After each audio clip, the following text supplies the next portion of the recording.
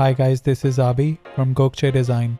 In this video, you're going to learn how to remove dark circles from under the eyes in Adobe Photoshop. Let's start by duplicating the background layer twice. Rename the first copy to low frequency and the second copy to high frequency. Select the low frequency layer and then click on Filter from the top menu.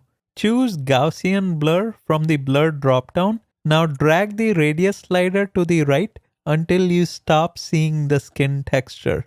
For this image, I'm going to choose a radius value of 40 pixels and then click OK. Select the high frequency layer and then click on Image in the top menu. Choose Apply Image and make sure low frequency layer is selected from the layer dropdown. The blending mode should be set to subtract since we are subtracting the low frequency layer from the original background. Scale should be set to its maximum value of 2 and the offset should be set to 50% gray, which is 128 on the tonal scale. Change the blending mode of the high frequency layer to linear light since it ignores 50% gray. Next, select both the high and low frequency layers and drag them to a new group. Rename this layer to frequency separation.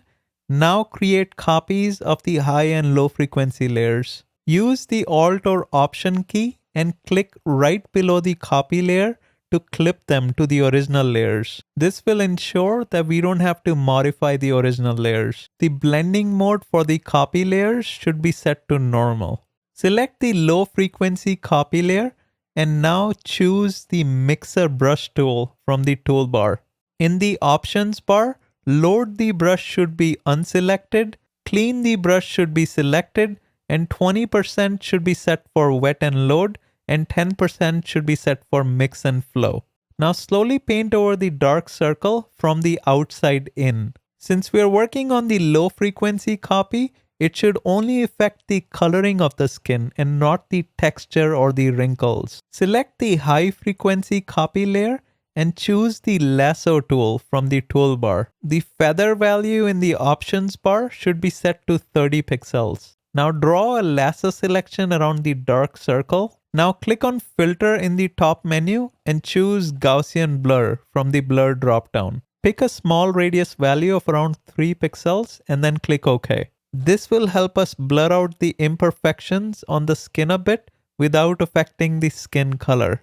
To prevent the mixer brush from affecting the definition of our model's nose, use the lasso tool to create another lasso selection around the dark circle. With the frequency separation group selected, click on the Add Layer Mask button.